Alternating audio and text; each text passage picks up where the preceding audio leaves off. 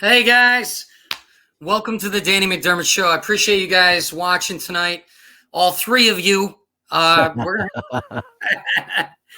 sure we're gonna have more people, but listen, this has been probably the most stressful year, one of the most stressful years of my life, one of the most stressful weeks of my life. I mean, everything is up in the air. I got laid off on Saturday. I'm dealing with all this stuff. My whole team is going through stuff, and I love them all for continuing to do this show, regardless of the horrible things that have been happening to us. I'm grateful. So thank you guys all. And I just want to say to everybody out there, this will pass. We're going to get through this. Okay. Everything's going to be good. It's just I've been through so many tough times in my life, and it just never does any good to freak out, stress out, whatever. Hang with friends, connect with each other, be good people, man. I mean, I'm sitting here, look at this place. This is my crappy apartment. Okay. It's like $875 a month because I have a bathroom and a room. Okay. So this is my place in LA that I'm actually getting rid of right now. And I'm trying to decide, Kevin, you know about this. I'm drinking from a 99-cent cup, by the way, but it's got superheroes. So it's cool. Anyway, so I've been going through this. Like, I've got my son at home. My ex-wife wants me to come back to be near my son. I got producers and friends and actors and all these people out here trying to tell me, no, you can't leave. You're too old. If you leave, it's over. That's literally what I've had people saying to me, Kevin. Can you imagine that? I was hanging out the other night, and I had this guy that I don't know him that well, but I know him through, how you have those friends that you hang out at the bar? You know what I mean? So you know them that way, but you're not like, you don't like call each other. You don't hang out outside of the bar, all that kind of stuff. So this guy comes up to me, and he's a Kennedy. I'm not going to say anything more than that, but nobody knows he's a Kennedy. He comes up and he grabs me by the shoulders and he goes, "You can make it, but this is your last chance." I'm like, no pressure at all, right? He's like, "You have to double your work. You work your ass off, but you can do this. Don't fuck up." It was like, that's what it was like. That's what it's like. And then I had this other producer who's like, "You can't leave. If you leave, it's over. If you leave, it's over." He's like, "You're not 22 anymore." Well, you know what? I know that, but I still look 22. Anyway, it's been tough, man. I mean, I gotta, a buddy gave me this bike. Okay. This bike is a $1,200 bike. I could never afford this bike, Kevin. I was riding it 20 miles a day when I was living here. And I went to New York. I've been there since March. I come back out here, and I'm like, I'm going to sell this because I need the money. My buddy who gave me the bike goes, "Can't wait for you to bring the bike back so we can ride together." I'm like, I'm like, it's a personal gift. I can't sell it. By the way, have you ever ridden a bike where your feet lock into the pedals, Kevin? No. Okay. It's really, the crazy thing about it is, so your feet lock in. For anybody who doesn't know how to ride a bike like this, your feet, you buy these special shoes, your feet click and they lock into the pedals. And so when you first start riding it, you fall all the time. Because you can't get your feet out of the pedal. So like I was slowing down to stop for a red light, and I'm trying to get my foot out, but I couldn't, and I literally just went koosh and fell sideways. This guy with a leaf blower comes running up. You okay, man? What? Are you drunk? Why didn't you take your foot off the pedal? I'm like, it doesn't come off. Okay, I tried. Dude, it was crazy. I got to a point, dude, I did a slow motion tumble over a boulder. Okay, there's a little boulder, and I missed the sidewalk. And I'm trying to get my foot out. I'm like, argh! And I hit the boulder, but it's slow. It's not even like I was going fast. And so I basically tumble over the bike with me because my feet are stuck in it. And I do a somersault with a bike and land on the ground. And people are just looking at me. What is wrong with you? Because most people don't have their feet locked into the pedals. I was literally coming up on a red light one time. And, there's plenty of space between the cars.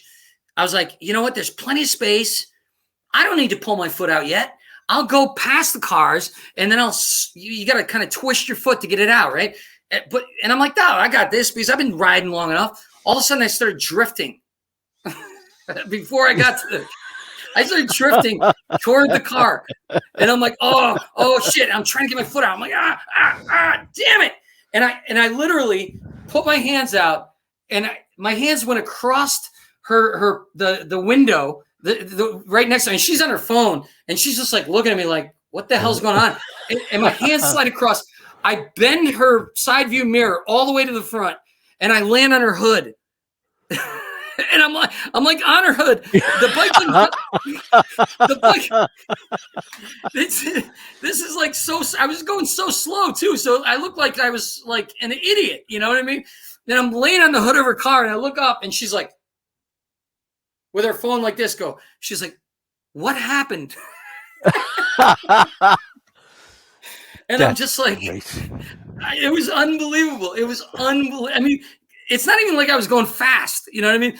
Her whole mirror was pushed forward. I'm on the hood of her car like this, sprawled out, and my feet are still in the pedals. And anyway, she's like, "Did you scratch my car?" I'm like, "No, I didn't scratch your car. You see how slow I went?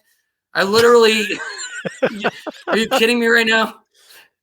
It was like a slow motion pratfall. It was unbelievable. Anyway, once you get it down, these bikes are awesome. The bikes are awesome. Anyway. So what I'm saying, guys, is stop being stressed and let's have some fun tonight. How about that, Kevin? How's that sound? I like it, Danny. I only listened to the first half of your issues, and it sounds much better. You got laid. If you leave, it's over. So you broke up with two people and you got laid. That's what happened to you. I got laid? That's what you said. I got laid. Well, then you said off. But first you said I got laid. I was like, that's not bad. 17-year-old Danny would never believe a bad week starts with the three words, I got laid. 17-year-old Danny's like, all right. Laid off is nowhere near as good, Kevin. Just so you know. I'll take your word for it. Kevin, who do you got for the Super Bowl? I got to say Kansas City. Really? Yes. I get it. I get it. The guy's got a $500 million contract. $500 million. Yes. When did sports get that much money? Oh my God, for one quarterback. Is that a 10-year contract? Yeah, $45 million a year. I think it's $450. And I think he'll be worth every nickel. Crazy. Yeah, well, you know what? I am as good as him at telemarketing. I should get $450 million. I should get $500 million. I mean, no other, not even actors get that much money. There's a lot of money in sports, and sports has been growing the pie forever. You know, when we were kids, they showed one game a week. Now there's a Sunday, there's a Monday, there's a Saturday. There's 2 games on Sunday and then Sunday night.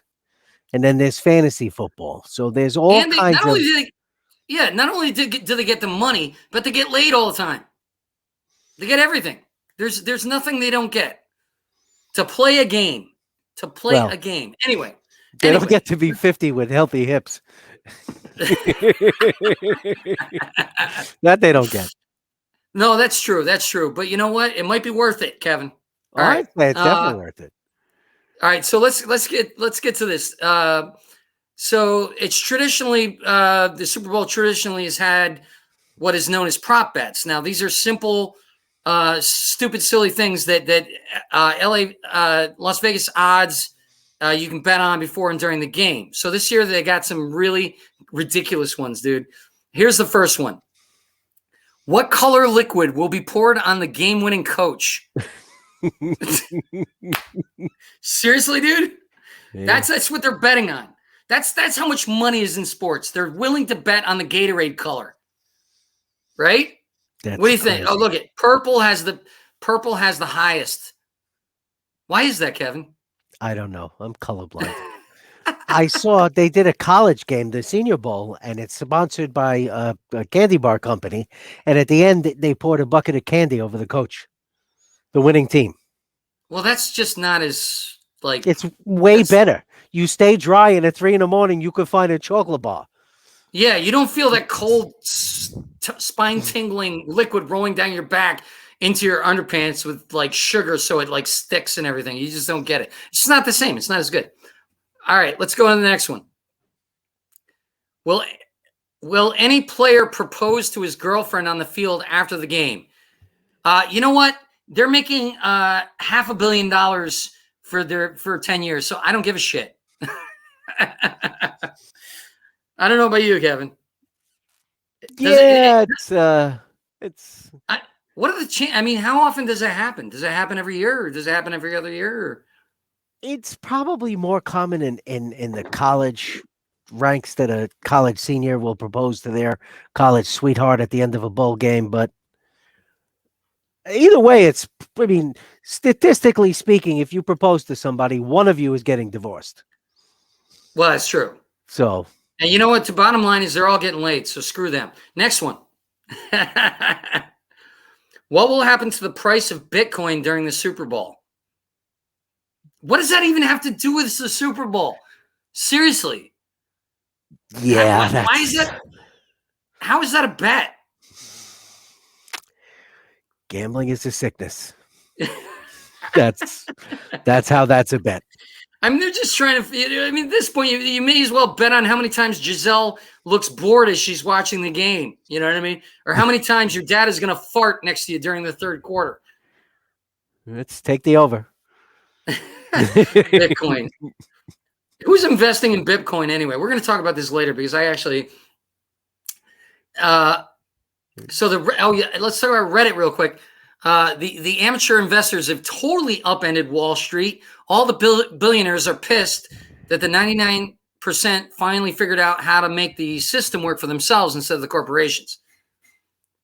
So, I mean, what do you think of that, Kevin? Isn't that crazy? What happened? It's a very interesting time we live in. There's no question. It's the people are rising up, man. That's a great addition, Kevin. Thank you for the laughs. What was that? Seriously, come on. Put some oomph into it, Kevin. Come on. Sometimes we're playing tennis, Danny. Sometimes you get a nice one, and sometimes it goes out of the stadium. So it's my fault. It's my fault. I didn't lob it to you. You just got to keep playing. Oh my God! For the amount of snacks I've been eating over the past year staying at home, I wish I had invested in Pepperidge Farms or Cheetos last April. My portfolio still lags behind my cholesterol, but I'm better off, right? Good. Well, it's not just Reddit who's giving out financial advice. No, apparently not. I don't know where that leads to, but that was in the script.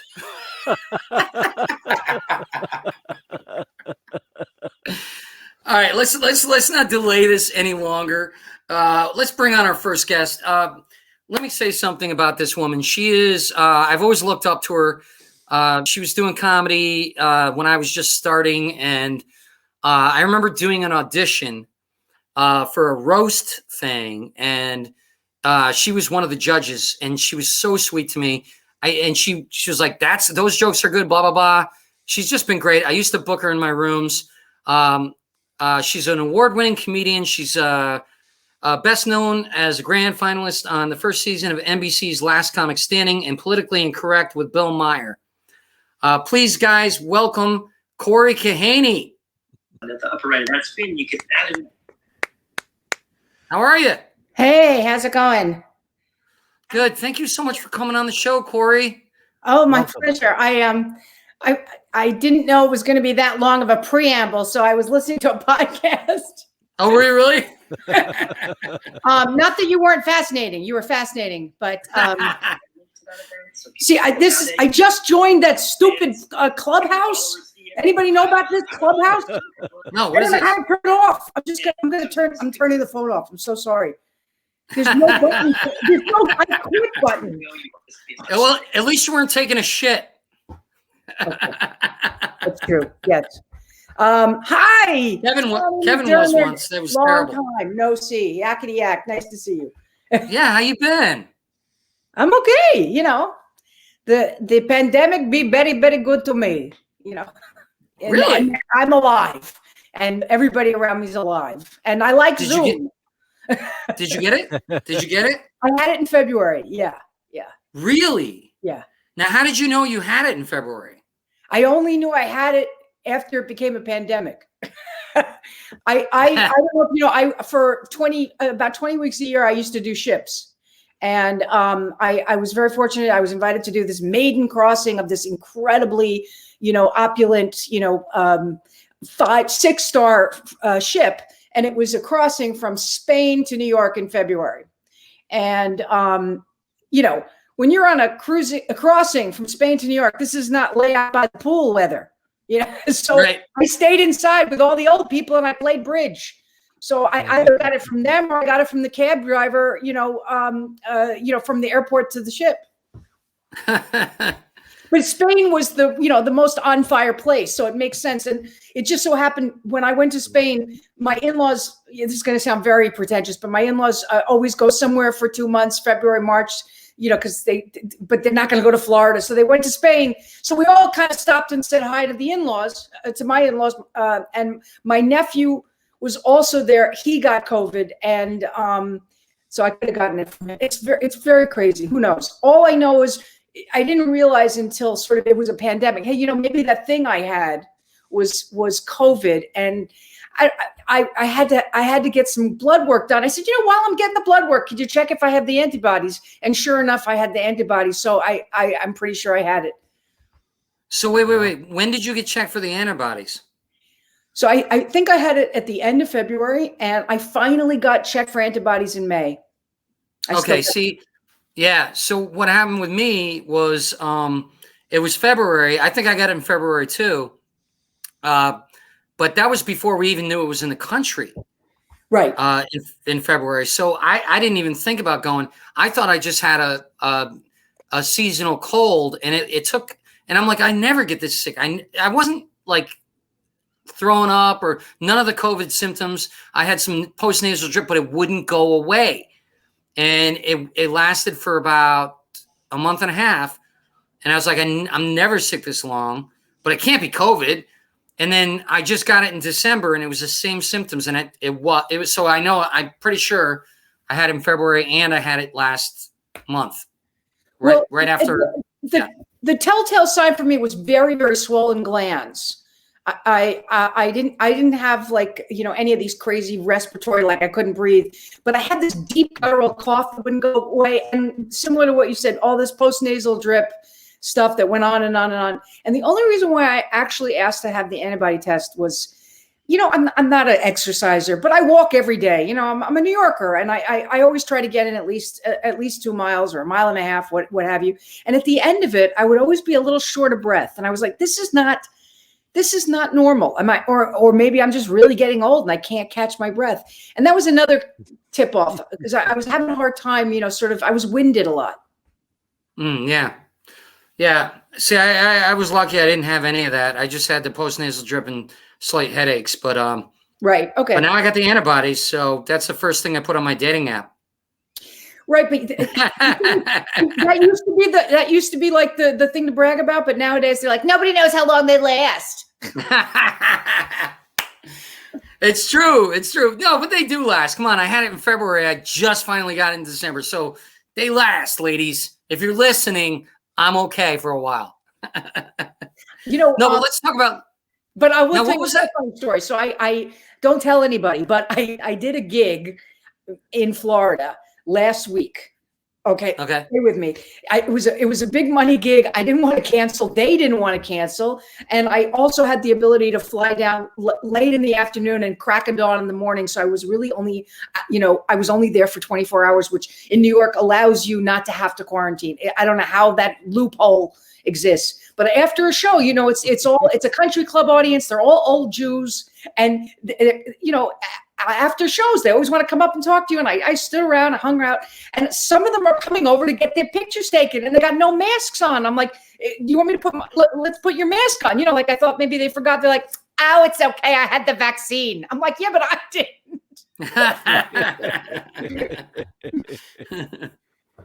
So the Floridians think they're untouchable. It's very funny. Well, it's not only that, but they say that the most STDs are spread in nursing homes. I don't know if you heard about that. That's an actual nursing homes.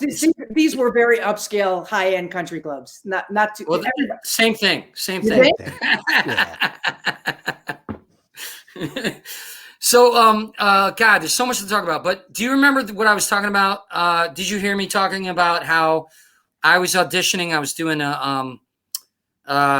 was for some kind of roast thing, and I was doing jokes about Charlie Sheen and Denise Richards. Do you remember that? No. You were one of the people I was auditioning for. Was it at the Friars Club and I was a judge for the roasters? I think that's what it was, yeah. Okay. Yeah. But you were so nice to me. The only thing I can remember is that the accountant guy on Howard Stern, is it Lou the Accountant? He was a personality on Howard Stern. Okay. And his entire thing was he roasted me, but it wasn't even like roasting. It was like, nobody thinks you're funny. Why does she have a career? Why is she on TV? And what do you call it? It got to the point where honestly there was silence. Like the room wasn't even laughing long because there wasn't quite any jokes. And that after that day, Danny, I never did another roast. I was never part of another roast, and I've never pursued any Comedy Central appearances. I think it hurt my career, but I don't have a thick enough skin. Yeah, no, it's kind of nasty, and it's not like the old roasts, like the Dean Martin roasts. They were really smart and well thought out and well written, and now they're just raunchy and nasty. I mean, I get it. Believe me, I understand. Yeah. But some people are really good at it, and I absolutely have respect. I give props to all the people that are amazing at it. Jeffrey Ross is amazing at it. Rich Voss is amazing at it. But I have to be honest, it's just not my strength. It's hurt. Yeah, no, it's look at it's kind of a hurtful way to do it, and I've always approached comedy in a way to lighten people's moods and make them feel better and make them laugh at shit. So. For me, it's a little too nasty. You know what I mean? Right. So yeah, I get it. That's the thing. There are people that even when they roast you, you really have this sense that deep down they love you. And I can feel it. And it's like, I remember once I was at a roast at the Boston Comedy Club, which is no longer. And Jim Norton said, and Cory Kahaney's here, someone unfamiliar with hair conditioner. And I guess my hair had been very frizzy or something. And I remember I yelled out, I'm taking beauty tips from you. And it was good. You know what I mean? It was a good vibe. Yeah, no, don't get me wrong. There's great vibes. It's great. As long as you know everybody loves you. Like you and I have been in, I mean, how long have you been in comedy now? I'm at 28 years. Jeez. I'm just right behind you. I don't like to admit it because I'm not famous yet. People are like, you must suck if you've been in that long and you haven't made it. You know what I mean? My advice is stop making fame the goal. My goal now is I just want to be hydrated. It's a very easy, doable goal. Right. Lower the bar. Red Fox says the first 40 years are the hard years. After that, it gets easy. Man, was he funny. He was hysterical. So He was so funny. What do you consider was your big break? There You've were- done a lot of good. You've done a lot of big things. There were a bunch. I mean, the first big break was I was the warm-up act for a special on Lifetime for the Ms. Foundation, 25 years.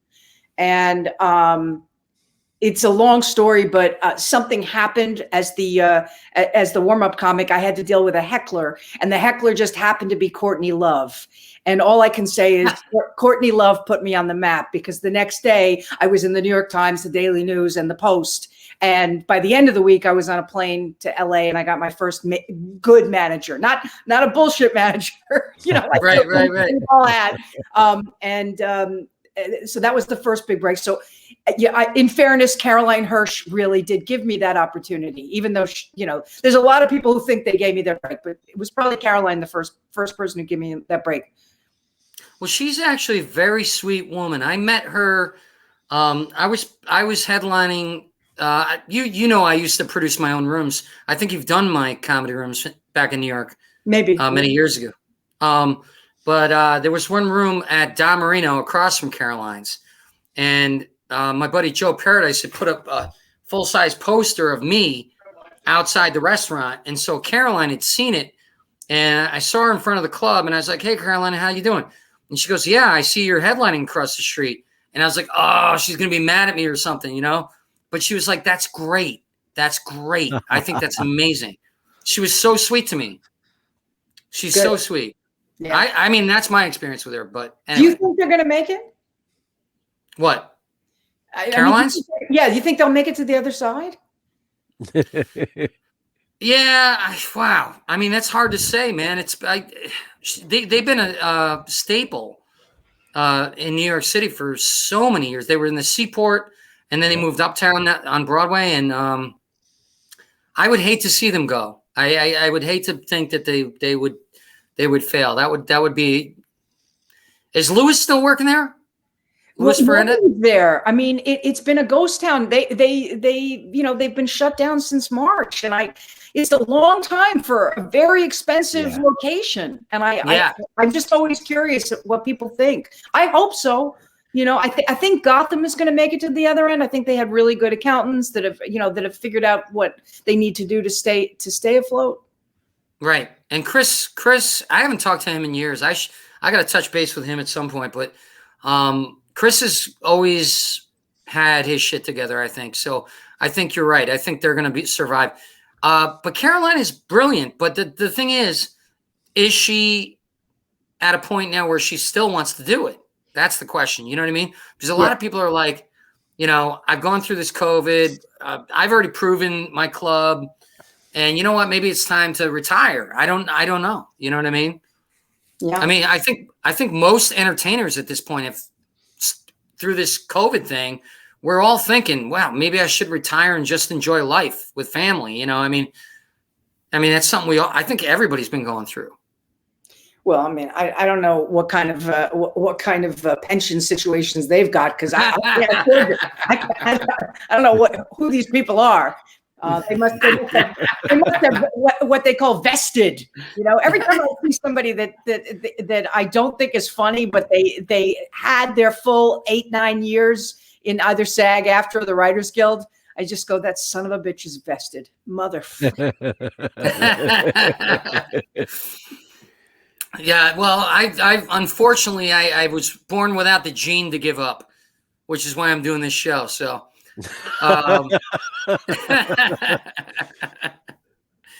So what about Last Comic Standing? Can you tell me about that? How was that for you? So that was probably the second. I would say that was probably, maybe that was the third big break, but I was cold. Nothing was going on. Ice cold. And my manager at the time was Jason Steinberg, little name drop. I love Jason. But Jason also managed Rich Voss, and we were good friends. And Jason said, "You're going to go on this audition. You don't really have to do the audition. They already have your name." And this was season 1, so nobody was like dying to do it. There weren't lines around the block or anything. And the people auditioning you were the Tonight Show guys. So they had me on a list that they wanted to see. And Voss called me and he goes, "Are we doing this?" And I go, "It's a contest. I hate contests. I think comedy's objective. It shouldn't be, you don't judge." And I agree. He just said, "We're ice cold. You got nothing going on. We're going to go do it." And yep. And it was probably the smartest thing for me because my life really changed after that. I had done a number of late night TV appearances, the late night shows, but nothing is like 9 o'clock primetime network television. It changes everything. Yeah. No, you're absolutely right. And it was funny because was Barry Katz involved at that point? He was, right? Oh, yes. Yeah. So Barry, he took a liking to me because I met him before when I was just starting out as a comic, and he ripped me apart. He goes, "Danny, what are you talking about? What are you talking? You were waving at people and asking about their boobies and blah, blah, blah, and he tore me apart. And then I still kept doing it. And so he started to watch my stuff. He started to follow it, and he would answer my phone calls. I'd go through 2-3 secretaries, and he would answer the phone. And at one point I was in LA, and I didn't know it was him, but somebody gave me an appointment for Last Comic Standing. And I got out to LA. I was like, this is great. But then I go and they say, wait online. I'm like, screw that. I'm not waiting online. This is bullshit. So I get to LA and I'm like, I call him up. I'm like, "Barry, I'm in town. Why don't you come out and see? I'm doing a set." He goes, "Danny, yeah, I'm really busy with Last Comic Standing." Oh, yeah, I'm sure. He goes, "I noticed she didn't audition." And I'm like, oh. I think what happened was he wanted to record me online. He was trying to help me out. You see what I'm saying? And I didn't fucking do it. I made so many mistakes. How do you feel about the mistakes? I mean, how many mistakes have you made where you're like, look back and you're like, damn it, I should have done that? You don't know that. You don't know that he would have given you any special treatment. But yes, there's a lot of regrets and mistakes that you look back on for sure. But sometimes the mistakes work in your favor. I remember I was desperate to get on Letterman. I mean, I can't tell you, nothing else mattered. Seriously, if I was about to get a Nobel Prize, I'd be like, yeah, but I didn't do Letterman. You know what I mean? It was like, right. And I had audition number 9 for Letterman, and it was not a great audition, and for a number of reasons. The main thing was there was a comedian who somehow got on the audition and did 30 minutes. I mean, you know what they're like. You're supposed to do 6 minutes. Somebody did 30 minutes. So, it was a bad scene, and I had prepared to the nth degree, and I was in such a crappy mood, and my manager texted me, "Go to the comic strip. Someone's there to take a look at you." And I'm like, who, what? I don't even care. And I didn't do the set that I was supposed to do. I didn't do a development set. I just went up and I ripped it. Like I needed the set so good. And I got a development deal that night. There you go. You know what I mean? So it's very interesting. We don't know what the opportunities are, but you can't focus on the regrets. I'm telling you, it killed my soul a lot to be on Last Comic Standing. I'm not saying it wasn't great for me. I'm not saying I wasn't grateful, but I mean, no, but reality shows are like, I get it. Believe me.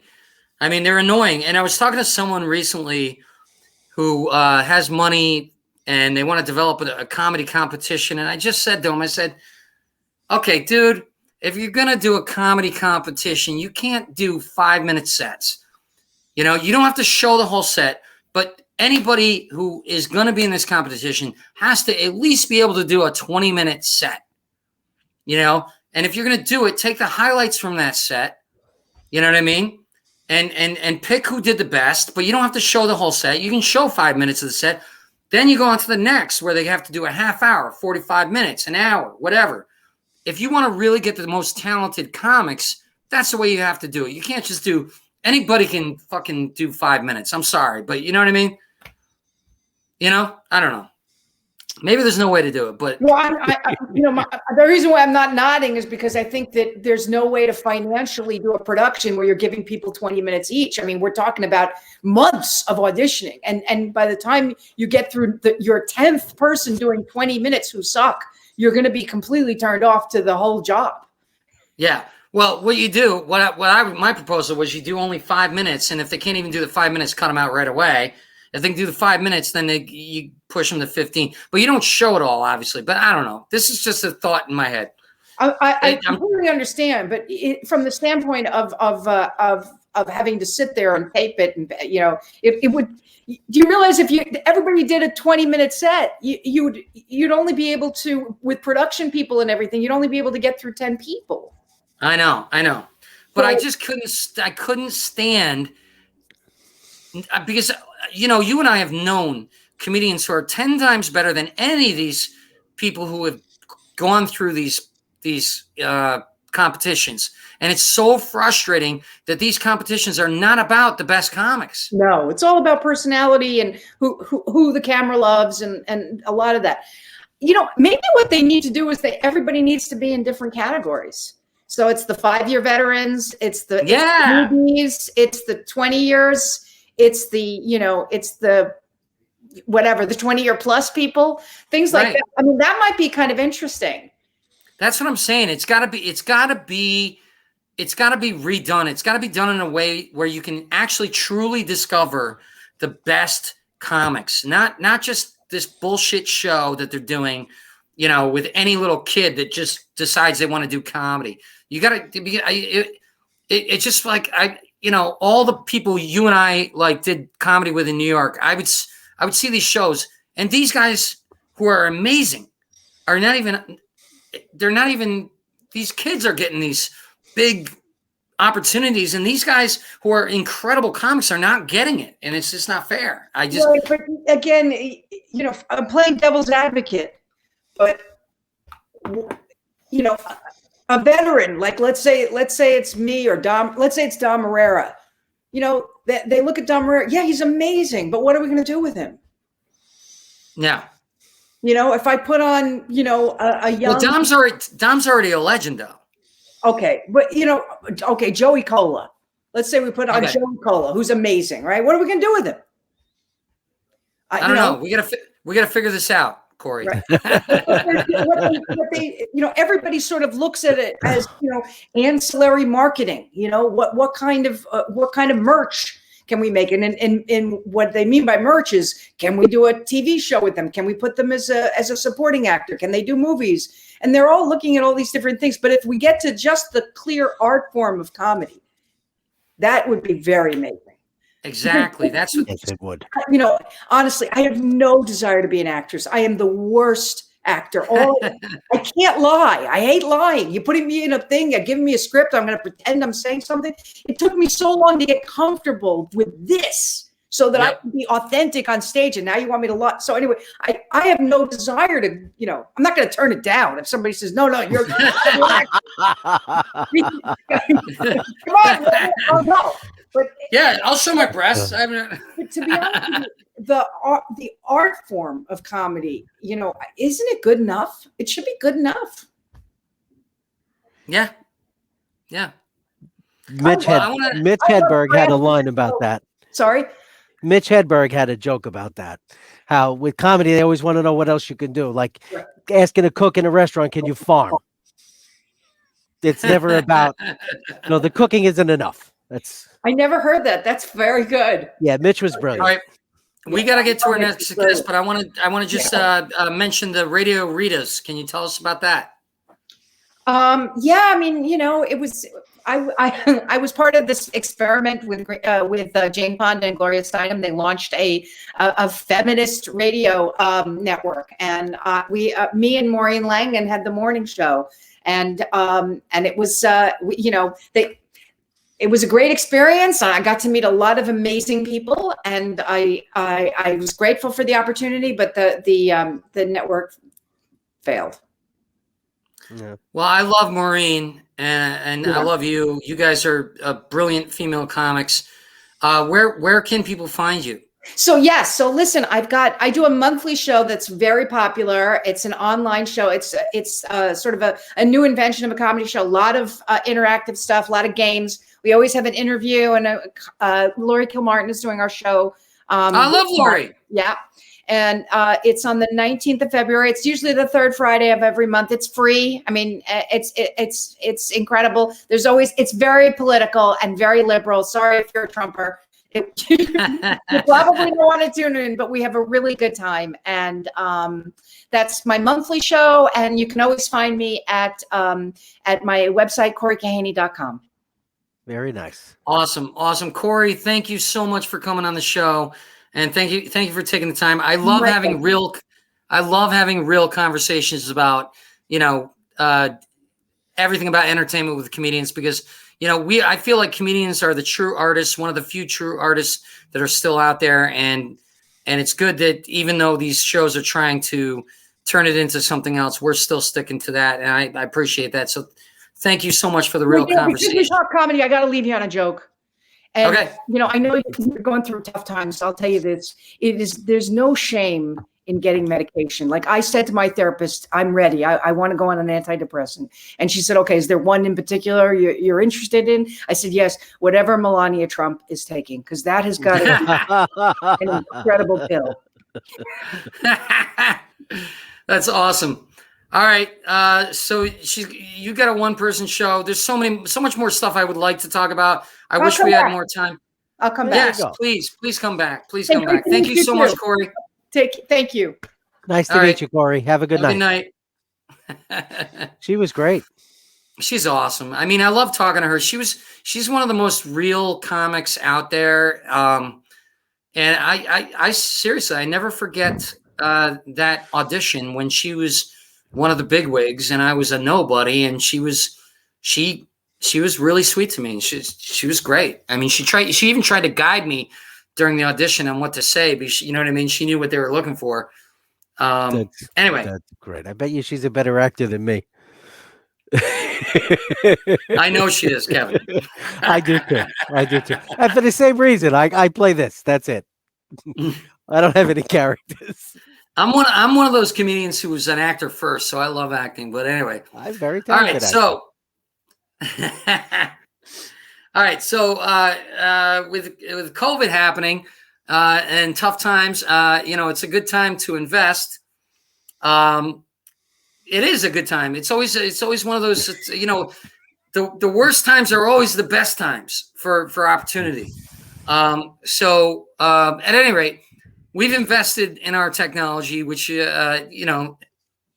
investments are crazy right now, but apparently we've learned through our technology that even animals are getting into it. So for those of you who watch the show already, you know that we have this technology that reads animals' minds. So we can actually literally take a video of animals and it will give the thoughts in the animals' heads. And so that's what we're going to show right now. Animal mind reading technology.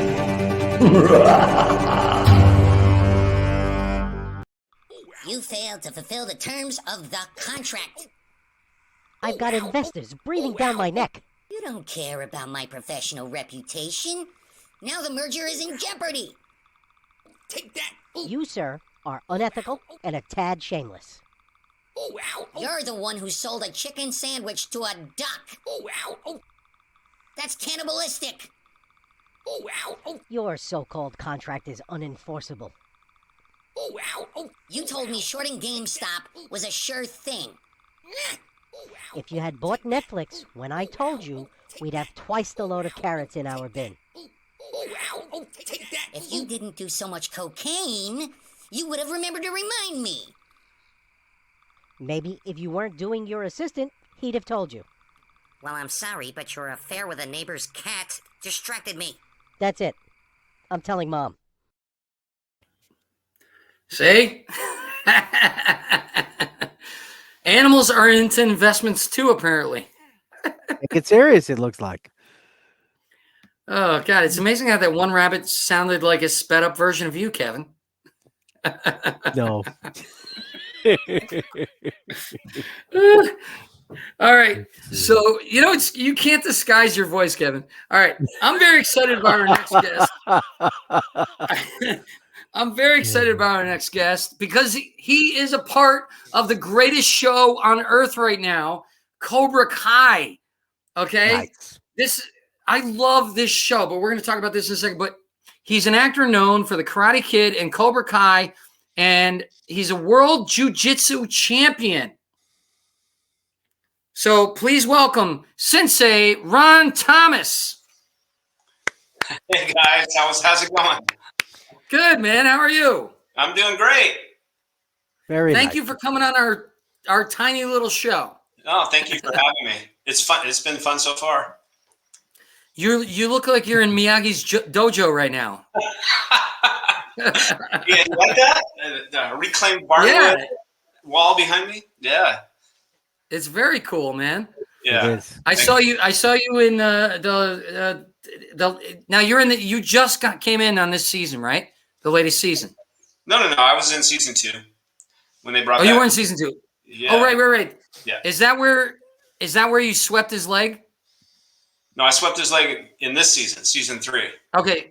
So what happened remind me how you were introduced in the last season. Well, they brought back the original Cobra Kai, right? So they brought back myself and Rob Garrison and Tony O'Dell, and and we met up with Johnny and Rob Garrison, who plays Tommy.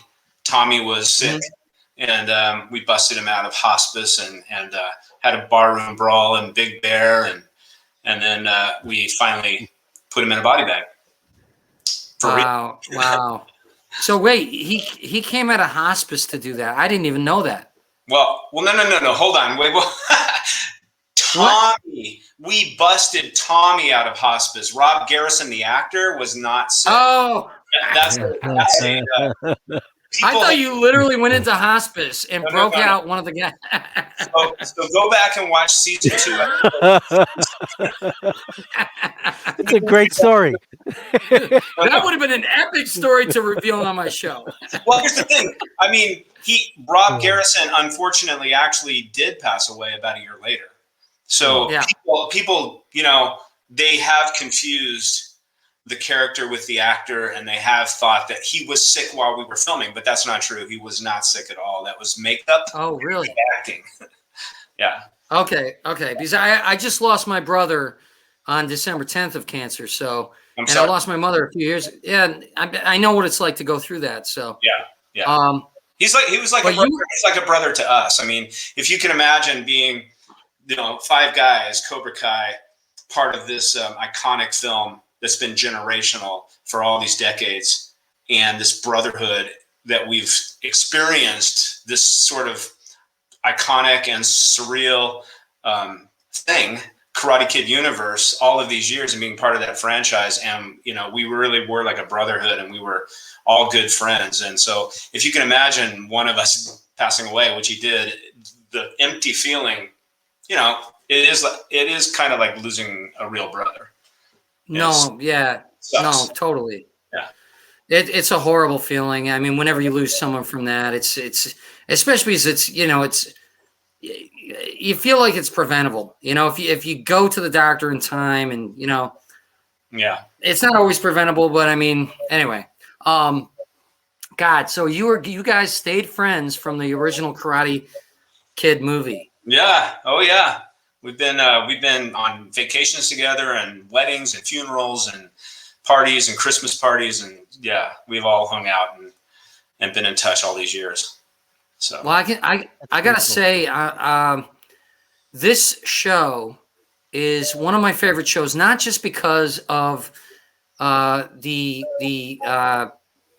memory of the Karate Kid movies, but because this show shows how someone can grow and turn from someone who seems like an evil person, and they can actually legitimately learn and grow and change. And most shows don't show that. Yeah.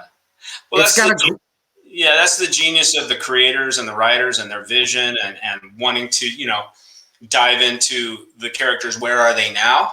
where, kind of where have they been, and how can they grow? If they're not growing in some direction, you don't really have a show. And these guys, Josh Heald and Hayden Schlossberg and John Hurwitz, are the vision has been genius. The acting has been genius. Just it's very similar to the Karate Kid in terms of the energy of the people on the set and the synergy that's been created, and they're just carrying it on. So I don't know if Marty Cove, he plays Kreese, he hasn't grown much. No, but I'm getting the sense that we're getting his backstory now. Yeah, so, you know what I mean. So I'm getting the sense that we're gonna see where he came from and why he's how he is. Right. And I feel like also I mean maybe it's just my hope, but I feel like in future seasons, even though you got to have the villain, I'm hoping that he grows and we grow to love him at some point too.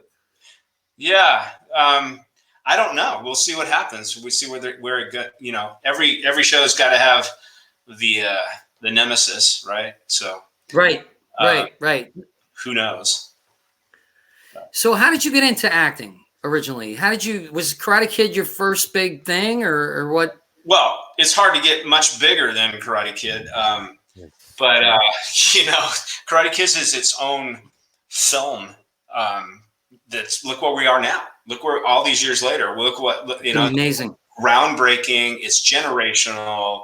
It's changed lives. It's gotten people started in martial arts, and that's changed their life. And it's just this film that's going to live forever. It's hard to duplicate that. I can't think of any in Hollywood. I can think of a lot of big movies, but this is unique. But no, I started acting when I was 11 in my hometown of Reno, Nevada.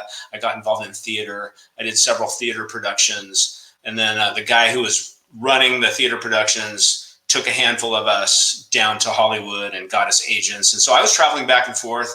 I was 13, 14, 15 years old, from Reno to Los Angeles, going on auditions and getting small parts and commercials and that kind of thing. And then at some point I wanted to pursue it. It was going to my life was either going to be about professional golf or professional acting. Really?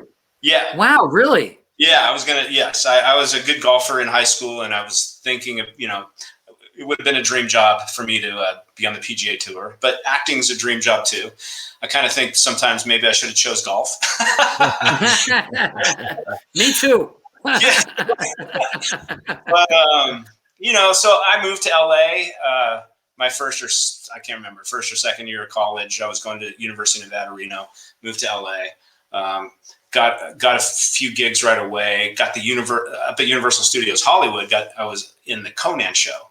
And when I got the Karate Kid, so I was doing live shows up at Universal 4 or 5 times a day for several thousand tourists coming through, and that was a groundbreaking show for a live stage show at the time. And then I got Karate Kid. You're talking about Conan the Barbarian. Conan the Barbarian. O'Brien. Yeah. People do confuse that with Conan O'Brien. Right. Conan the Barbarian. Yeah. Same guy. So when did you get into martial arts? So I had my own sort of Daniel-san moment in high school. When I weighed in at high school my freshman year for PE, and they take you down to your PE and they weigh you in and they take your height and they give you your PE uniform in your locker. I weighed in at I was 97 pounds. Okay. So I was like 4 foot 10 and a half, 97 and a half pounds or something like that. And the junior varsity football coach was doing the weighing in and writing the numbers down. He looks at me and goes, "Go home and eat, son." That's awesome. I had a growth spurt like when I was a sophomore in high school. I shot up to like 5'6", but anyway, that same day I was walking down looking for my locker for it was the biggest high school in Reno at the time. I'm walking down this long hallway by myself, and later in the afternoon, I'm looking back both sides of the hallway for my locker, and and here come 4 guys, and they're walking toward me, and they might as well have been Dutch Johnny, Bobby, Tommy. Right. And they're laughing amongst themselves. And this guy, I'll just call him Dutch, he steps out of the pack and punches me in the face for no reason. Like I didn't know him, and they just kept walking. I just like turned around. And I'm like, son of a bitch, that hurt, Right. I couldn't confront them the way I wanted to. I was mad. I was in shock. I was in pain. But there's 4 and they're bigger than me. So my friend was taking jujitsu, funny enough, at a church called the Unity Church in Reno, Nevada. They were borrowing that space to teach jujitsu. The sensei was, and I joined, and I got started. I fell in love with martial arts, and never stopped. What's weird? You have kids? Yes, I have a daughter, a 7-year-old. She just turned 7. Okay. Okay. I have a son who's 15 now, and I was always warning him. I'm like, you're going to have to fight.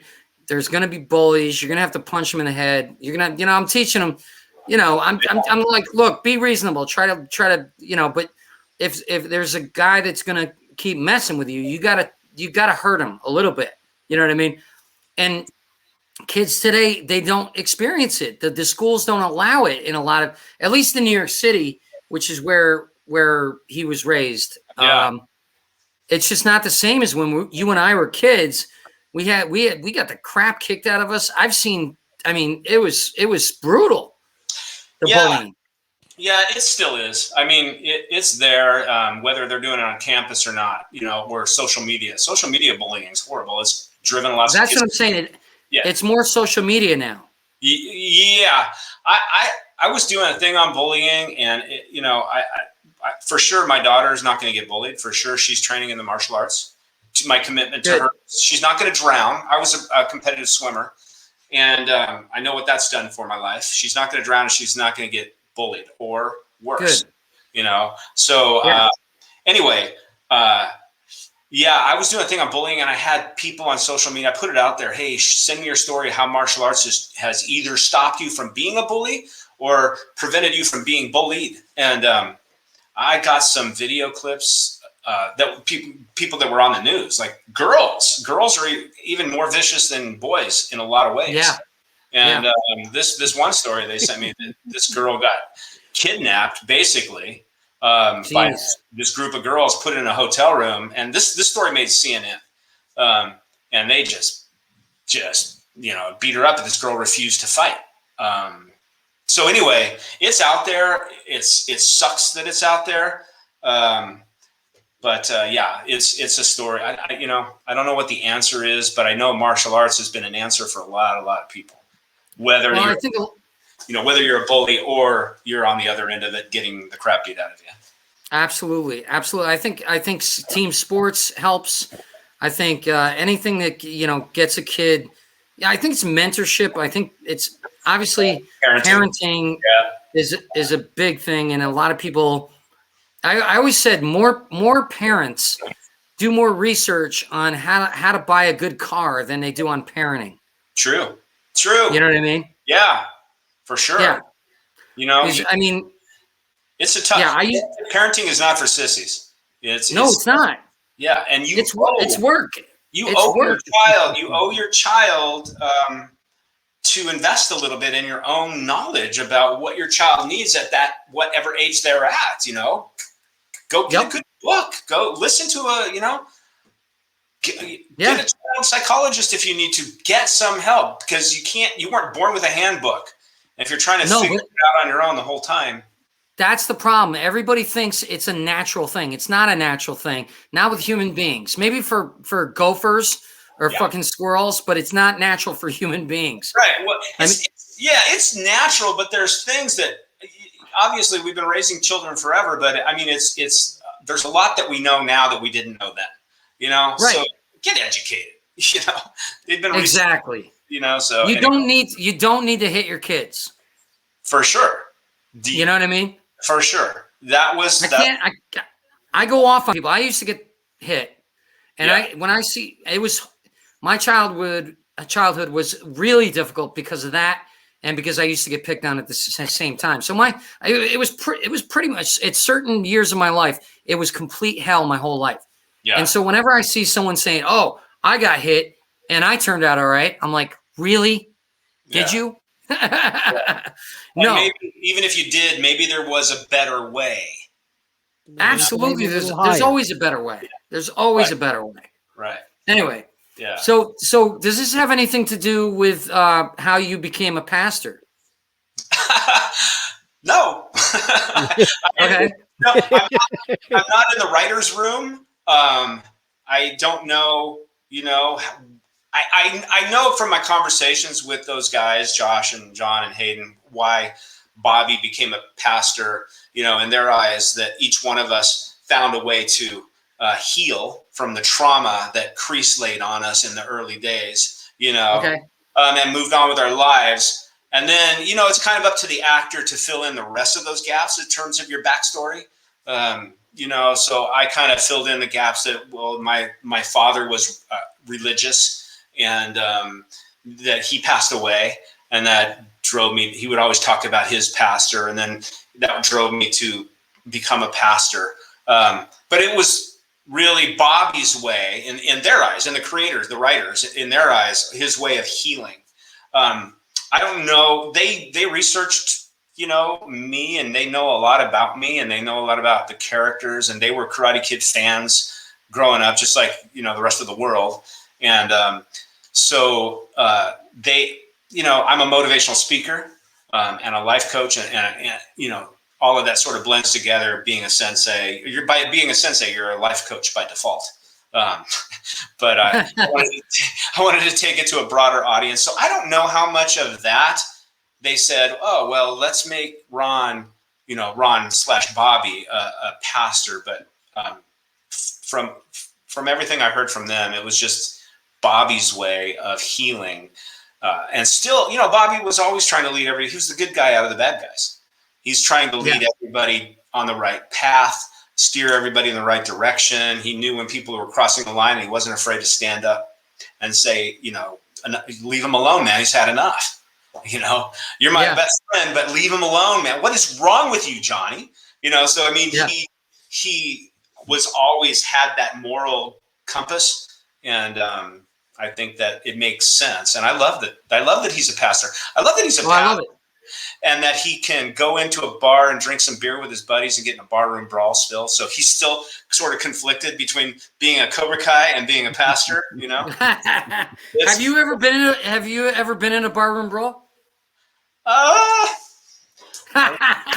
answer that on the grounds it may. You just answered it.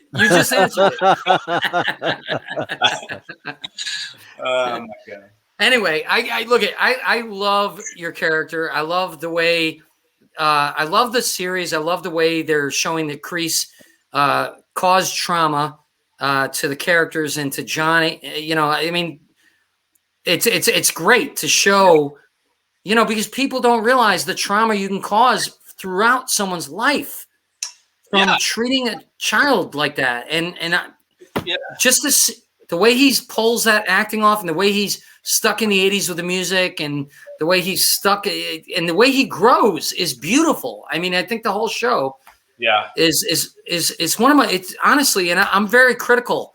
I see stupid shows where they change the character. Suddenly they become evil for no reason, just because they want to move the storyline. This is way more real. It's, even though it's kind of reminiscent of the movie, and they're doing the little jokes about the nostalgia and stuff. It's very positive. It's very moving forward. It's very showing how trauma can hurt someone, and why you shouldn't do it. And that's one of the reasons I really love this show. So I'm so glad you're on this show. Yeah, thank you. Me too. It's a lot of fun. It's it's really cool to be, and surreal to be, doing this all these years later. But well, okay. So because you're a motivational speaker, we wrote a segment for you. Okay. All right. Are you roasting me? No. Okay. It's called Motivational or McConaughey. Okay. Motivational or McConaughey. All right. So the whole point of this is to guess if it's McConaughey or something else, I guess, right? Kevin, is that? Yes. All right, let's go. If that was Matthew McConaughey, Yeah, you got to guess if it's Matthew McConaughey or someone else. Writing that quote? Yes. Yeah.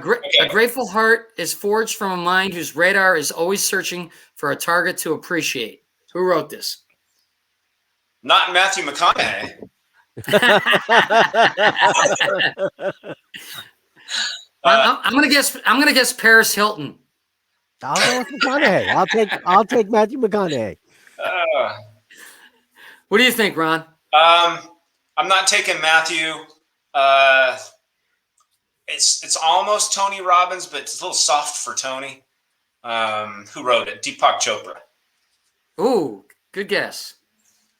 Wait, it was you. I did? Shut up.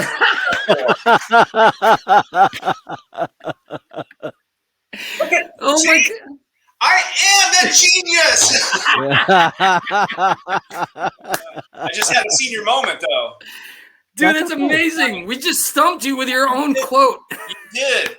I wonder when I wrote that, what I was thinking about. That's brilliant, though, isn't it? Listen to that quote. It is. It's Deepak Chopra, Tony Robbins combined. Ron Paris Hilton. Dude, oh my God. You got me. All right, let's go to the next one. Oh, shit, that was funny. That was. All right, next one.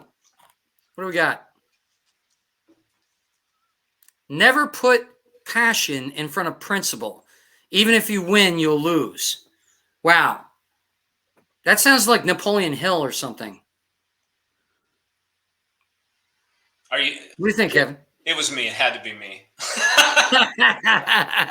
You're gonna guess you every time now. I'll take McConaughey. So somebody has to. I don't think it's McConaughey. I don't think it is either, but I'll take McConaughey.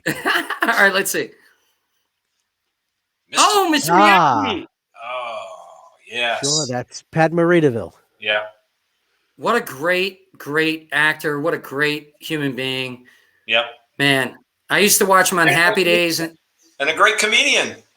Yeah. Yes. But well, God, who would have thought he'd be such an amazing dramatic actor? Yeah. I don't know. I don't even know if he thought it, but he was brilliant. He was the only person that could have pulled that off the way he did. I mean, it was meant to be. Yep, absolutely. All right, let's next one. We need to accept that we won't always make the right decisions, that we'll screw up royally sometimes. Understanding that failure is not the opposite of success. It's part of success. That's Matthew McConaughey. That could be Matthew McConaughey. I'm going to go with Kanye West.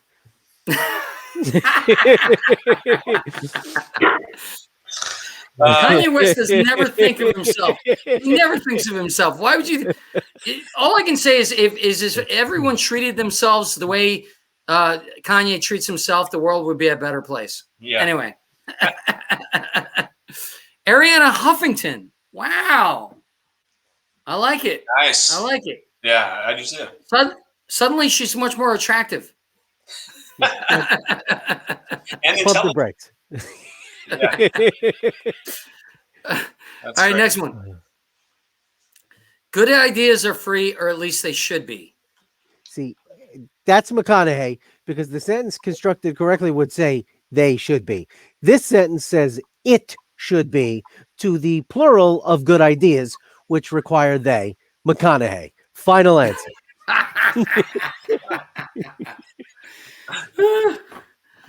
Oh man, good ideas are free, or at least it should be. You're right. You can't even say it wrong. You keep correcting it.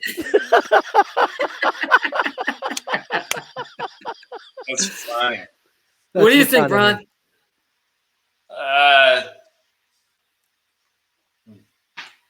Daniel LaRusso. I'm gonna say Martha Stewart. I want it to be Daniel LaRusso. It is Matthew McConaughey. It is. It is. Oh my God. All right, next one. Life's barely long enough to get good at one thing, so be careful what you get good at. Now I feel depressed.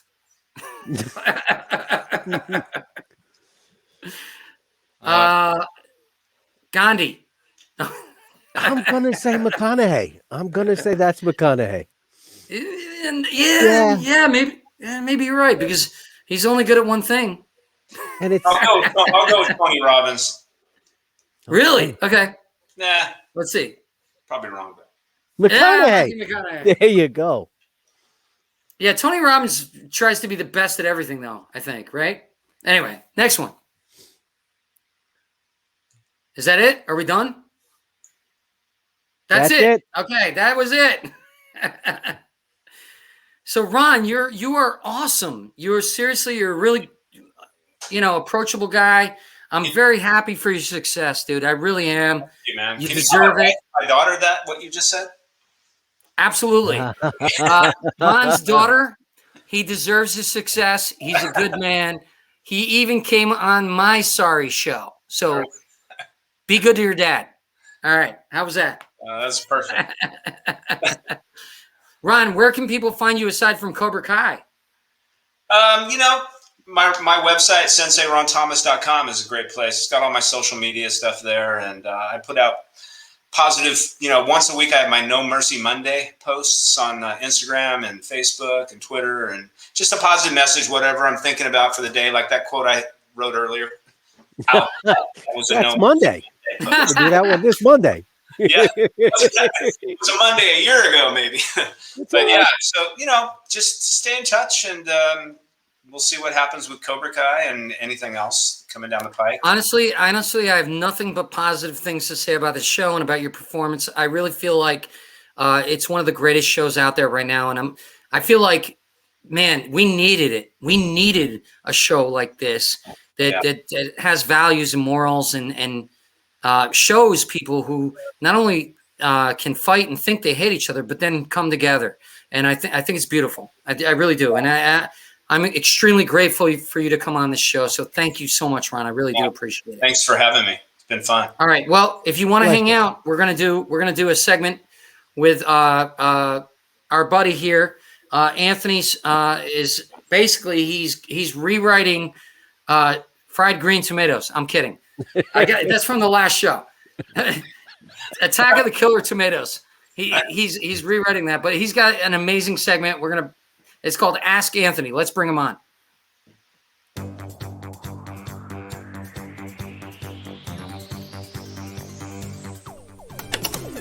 What are your favorite 1980s sex comedies?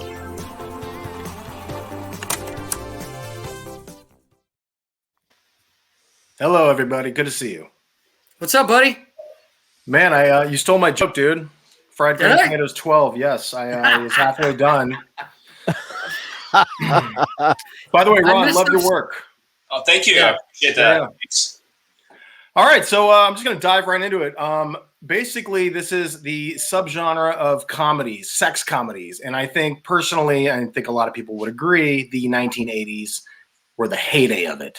So I'm just going to jump right into it now. I'm going to spare you the synopses. Okay. I'm going to give you the Cliff Notes version because there's a lot. So I'm going to try to bang this out in like 5 minutes. But you're going to want to start with Hard Bodies. Okay. You can't miss with this one. Grant Kramer classic. He was also in Killer Tomatoes. Look at you, Danny. You got me on that. Killer Clowns from Outer Space. Basically, this is about a guy who is showing old dudes the bigger and better deal. He stays rent-free, and he basically helps them pick up women. The end. And it's awesome. It's actually got a lot of eye candy. I forgot he was in Killer Clowns from Outer Space. Oh, yeah. And he was in New Year's Evil, and yeah. Christopher Titus was in that, too. That's right. Was he in Killer Clowns? Yes. Oh, wow. Yes. He played a small part in that, and he's still friends with the producers from that. So very cool. Well, moving along, this is something Johnny Depp wants to forget. Private Resort. Okay. This movie is badass. As a kid, it was a problem to watch. As an adult, it's a problem to watch. Okay. It actually holds up. So cats go to a resort to get laid. The end. Awesome. As a teenager, you're really bringing back the memories. Well, I got more. Boom. This one's awesome, dude. Malibu Bikini Shop. Bruce Greenwood. Yeah. Bruce Greenwood as like a youngster. They inherit a bikini shop to get laid, and then it's gonna be shut down.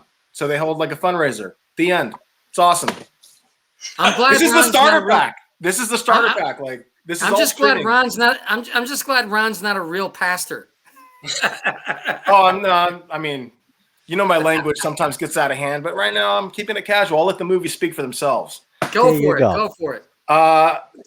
No sex comedy marathon is complete without Porky's. A Bob Clark classic. Yes.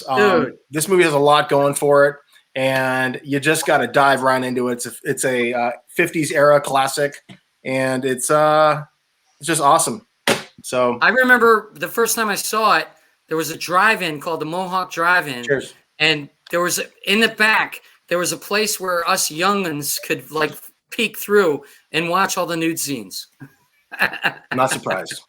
Good work. Good work. Oh my God. Anyway, I'm a much more moral person now, but you know, I was a teenager with hormones. Did we lose you? I think he's frozen. Anthony? He's frozen. I think he is frozen. A good 80s sex comedy will do that to anyone. So do you, Did you guys see that? I saw like a massive hiccup. No, we didn't. All right, Oh, really? Oh, like everything dropped on my end. Anyway, John Ritter's a hero of mine, and this is a Blake Edwards classic. This guy just wants it all. He wants a monogamous relationship, and he wants to literally have sex with every woman that moves. So it's a fine line you got to walk. It's basically the male story. It's awesome. Wait. I remember that movie, and there was a scene in it with glow-in-the-dark condoms. It's you know, it's funny because when that scene hit the theaters, like everybody was talking about it. Yeah, Carrie Rappaport, exactly, the glowing boner fight.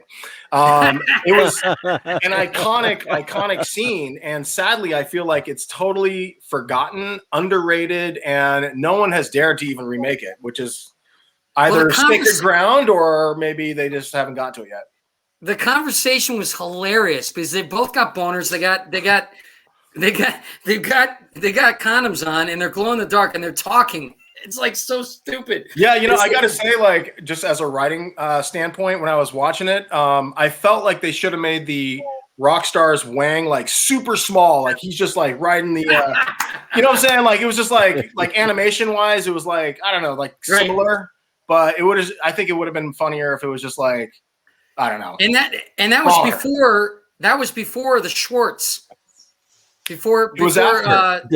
Was it after? 2 years after, yeah. Spaceballs, correct, yeah, because Skin Deep was 89 and Spaceballs was 87. Okay. Yeah, this is my Rain Man toothpick scene right here. So yeah. No, that's why we ask Anthony. We don't tell Anthony. God bless. God bless. Well, I see your Schwartz is as big as mine. That was a pretty good impression, sir. Pretty good impression. I'm going to try to move it along because I know time is of the essence, but you can't have a marathon without Michael Caine classic. Joseph Bologna, Michelle Johnson, and I believe a young Demi Moore.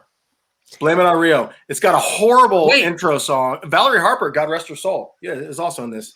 But it's got a horrible intro song. But beyond that, this movie is awesome. So if you have never seen it, do yourself a favor. Shot on location in Brazil. I think it's fantastic. So yes, but Batman's butler was also in that. Let's talk about it. Michael. I just said Michael Caine. Yeah. Oh, you said Michael Caine. Yeah, bro. Oh, I didn't hear that. Fried Green Tomatoes 12. So how old was Michael Caine when that movie came out? He was brilliant in that movie. Unfortunately, my toothpick special powers end there. I actually have no idea. So. That was the one. That was when my parents had the adult channels, and I was trying to sneak in and watch stuff like that. Wait! I thought you were born in 1994, like you said on the last episode. Exactly. So, yeah, you're right. You know what? You're right. You're absolutely right. Forget it. I'm only 28. I'm only 28. Okay. Moving along.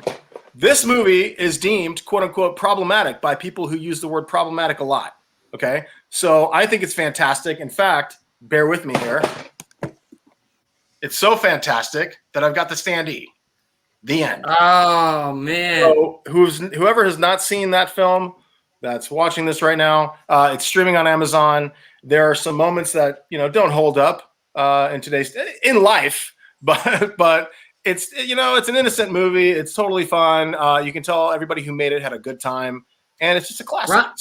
Ron, do you remember all these movies, man? No, but I think I know where this is headed. I do not. I mean, I remember the titles. I really did. Obviously, and I know some of the actors who were in some of those movies. Oh, cool. Worked with them, but I don't read. I wasn't into those movies.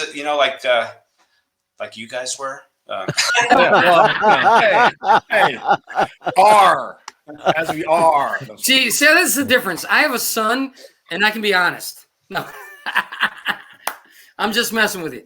No, but I mean, look you're teenagers. Back in the '80s. I mean, that's just the way it was. It wasn't like we were, awful people, but you don't have to defend yourself, sir. It's fine. I think you weren't even born yet. Remember? I think for me, being an actor, it's hard for me to sit through movies that have really bad acting. Sure. So it's kind of like sitting through a comedy that's just not funny. I wasn't looking at the acting in those movies. I know you weren't. I get it. Yeah. All right. What do you got? Moving forward. Bring it. There's an actress named Sylvia Crystal who was in a lot of Emmanuel films, 7 to be exact, and she's in a movie called Private Lessons, which is honestly kind of a hard watch, but it's very well made because the dude was like 16 at the time. She was like 20-something, and they get it on in this movie quite a bit. But it's a total coming-of-age film. Yeah, and I think she's a pretty good actor. So yeah, Private Lessons is another good one. But you're not gonna top The Big Bet, starring Ron Thomas. There it is. There it is. Man, this guy over here. I should have led with this. I buried the lead. I should have led with it.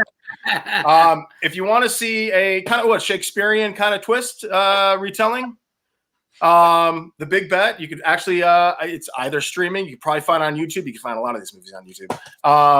Or you could just buy it. I like the physical version. But I will say, if you want to see Ron also doing some kick-ass karate work, you do a sweet roundhouse or two towards the end. No spoilers, but spoilers. Yeah. Yeah. So I'll never forget filming. It's lucky I didn't have to get naked in that, by the way. So if that's what you're going for, don't. Spoiler alert. But half our audience just walked away right now, bro. I remember spin kicking that locker shut. Nice. I always remember filming that. That was a lot of fun. Yeah. Well, it actually looked like you hit your face on the locker when you propelled backward, but that's just acting. That was just great stunt work. Nice. Off the top of your head, I just have a random question. Was that shot at El Segundo High School, or where was the location? Do you remember roughly? Oh, I want to say it was Hollywood. It was Hamilton. Okay. I think it was Hamilton High School. That sounds right. Yeah. Yeah. I'm going to have to do one more. It's not 80s.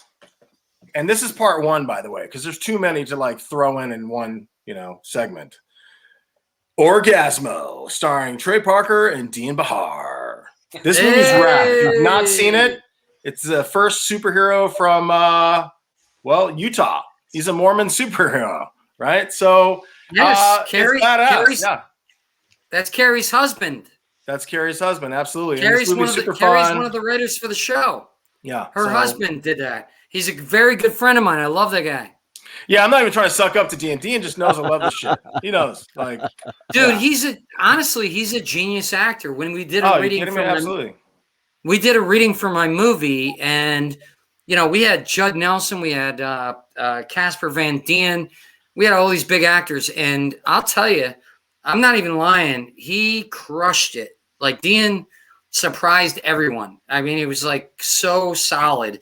He developed this character, and he wasn't himself. How actors sometimes they'll read it and they'll just read it for a reading. You know what I mean? He actually had a whole character, but he didn't overdo it. He wasn't but it was amazing. So yes, see that movie. He's a real actor. Absolutely. For sure. So, that's what I got right there. So I will leave you with that. The end. That's all I got. All right, guys. So I want to thank Ron. Thank you so much for being on the show. Absolutely. I want to thank Cory.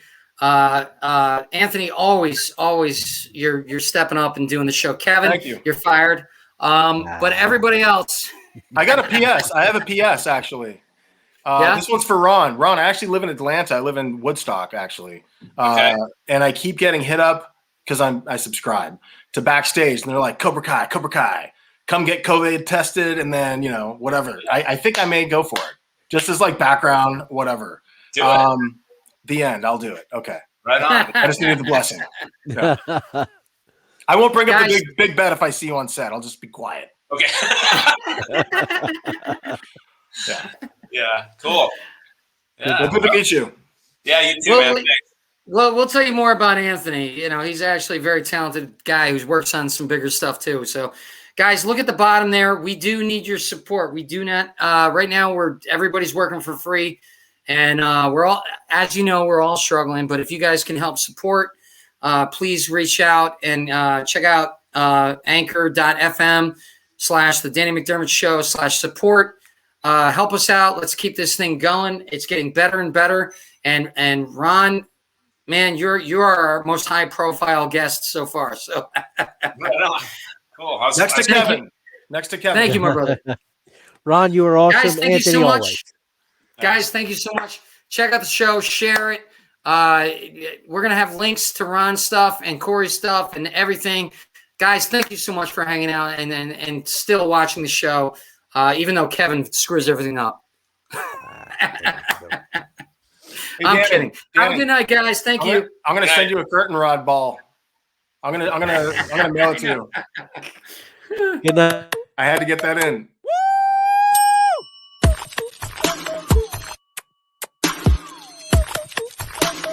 Nope.